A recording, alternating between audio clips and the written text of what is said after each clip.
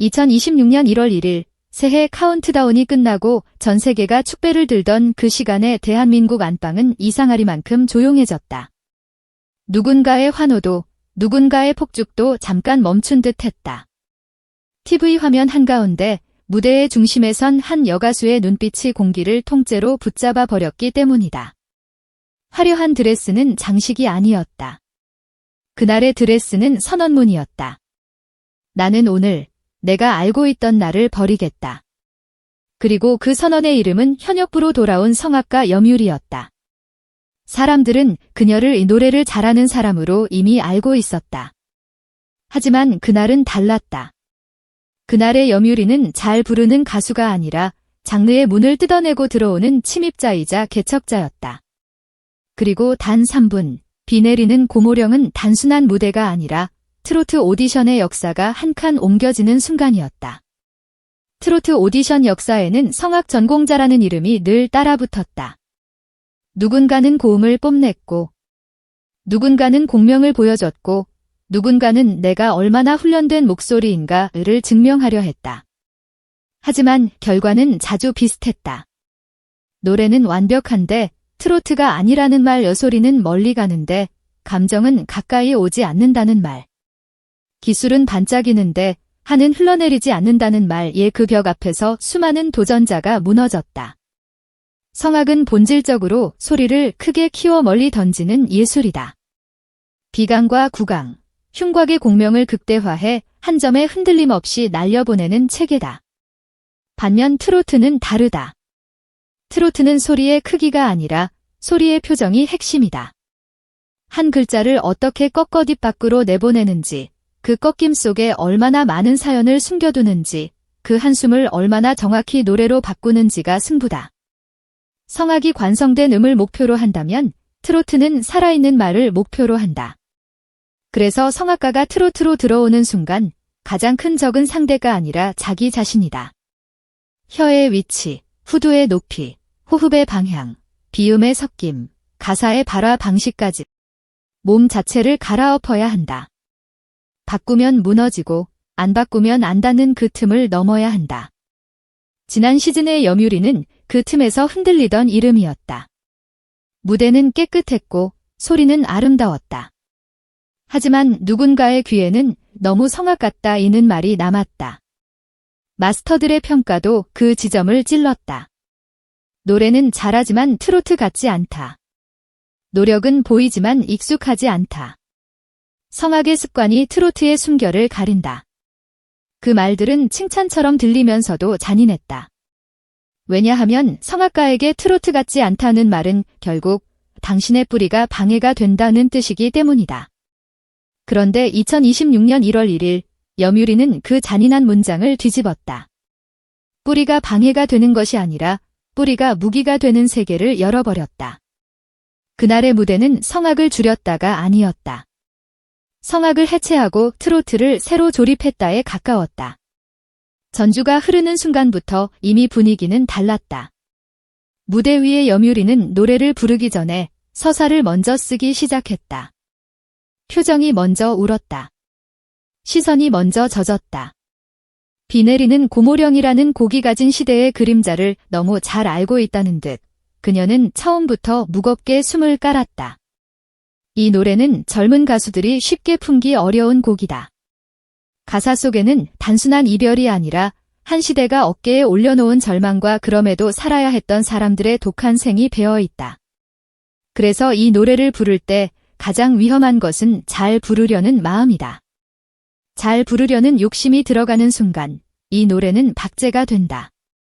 그런데 염유리는 욕심 대신 체념 같은 담담함으로 첫 소절을 꺼냈다.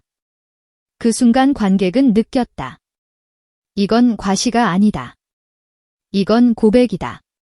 첫 소절이 나오는 찰나 그녀의 목소리에서 오페라의 아리아가 사라졌다. 대신 오래된 흑백 사진처럼 시간이 묻어나는 소리가 나왔다. 목소리가 갑자기 젊어지거나 가벼워진 게 아니다.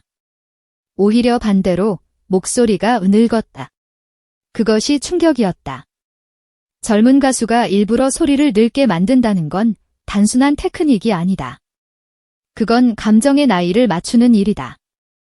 염유리는 그 나이를 맞췄다. 성악의 공명은 그대로 남아있었지만 방향이 바뀌었다. 소리를 멀리 던지지 않았다. 소리를 앞으로 내밀어 관객의 가슴에 붙였다. 호흡은 넓었지만 과장되지 않았다. 고음은 크지만 날카롭지 않았다. 무엇보다 가장 무서운 변화는 말의 온도였다. 가사 한 글자 한 글자가 노래가 아니라 말처럼 들렸다. 말처럼 들리되 말보다 더 울렸다. 관객이 숨을 죽이는 이유는 여기서 나온다. 소리가 아니라 이야기가 들릴 때 사람은 무의식적으로 조용해진다. 그리고 그날의 결정적 장면이 있다. 많은 사람들이 소름 돋았다고 말한 바로 그 대목, 고모령을 언제 넘느냐가 나오는 순간이었다. 여기서 염유리는 기술로 무너뜨리지 않고 감정으로 끌어올렸다. 보통 성악 기반의 가수들이 이 구간에서 실수하는 방식은 명확하다. 고음을 힘으로 밀어붙여 감정의 폭발을 대신한다. 하지만 염유리는 힘을 쓰지 않았다. 힘을 쓰는 대신 소리의 결을 바꿨다. 소리를 얇게 만들지도 굵게 만들지도 않았다. 그저 숨의 압력을 미세하게 조절해 감정이 올라오는 속도에 맞춰 소리를 올렸다. 마치 울음이 차오르는데 억지로 참는 사람처럼 올라가야 할 고음이 한 번 더 가슴에서 걸렸다가 올라갔다. 그 걸림이 바로 트로트의 한이었다. 관객은 그 걸림을 들었고 마스터들은 그 걸림을 봤다. 그 순간 염유리는 성악가가 아니라 트로트 가수였다. 아니, 더 정확히 말하면 성악과 트로트를 동시에 소유한 새로운 존재였다. 무대의 기술적 완성도는 말할 것도 없었다.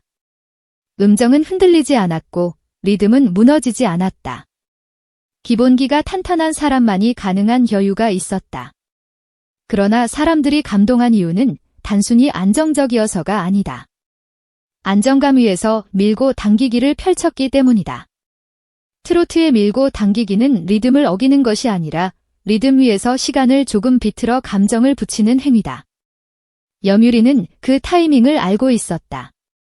어떤 단어는 살짝 늦게, 어떤 단어는 앞당겨, 어떤 문장은 끝을 길게 끌어 한숨처럼 만들었다. 이건 악보를 외워서 되는 일이 아니다. 곡의 정서를 몸으로 체득했을 때만 가능한 영역이다. 그날의 염유리는 노래를 외운 것이 아니라 노래를 살았다. 무대가 절반도 끝나기 전에 사건이 터졌다. 미스트로사의 상징 같은 존재, 블랙조 심사위원들의 반응이었다. 정체를 숨기고 오직 소리로만 평가하는 그들은 냉정함으로 유명하다. 누가 울어도, 누가 사연을 말해도 그들은 소리로 말하라고 요구하는 사람들이다. 그런데 염유리의 무대에서는 달랐다. 하트가 너무 빨리 눌렸다. 너무 빨리, 너무 일제히. 이건 심사의 결과가 아니라 본능의 반응처럼 보였다. 그리고 결정타는 한 블랙조 마스터의 멘트였다. 그는 전설적인 이름을 소환했다. 이난영 선생님의 환생을 본 것 같다. 그 말이 던져지는 순간 스튜디오 공기가 한 번 더 바뀌었다. 이난영이라는 이름은 단순한 비유가 아니다. 한국 트로트의 원형적 감수성을 상징하는 이름이다. 그 이름이 언급됐다는 건 염유리가 현대적 세련미를 넘어 뿌리의 진동을 건드렸다는 뜻이다. 한마디로 트로트의 뼈대를 건드렸다는 것이다. 그 칭찬은 웬만한 잘했다로는 비교할 수 없는 급이다.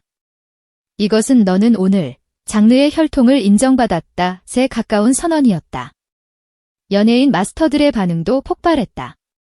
장윤정 마스터는 지난 시즌의 염유리를 덕지로 노력하는 학생 같았다. 고 평가했던 흐름을 기억하는 듯 이번엔 정반대의 말을 내놓았다.